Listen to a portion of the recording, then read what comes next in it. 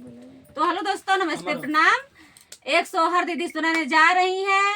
और बाबू की होने की खुशी में तो सब लोग ज्यादा सपोर्ट जब हमारे नहीं भौजी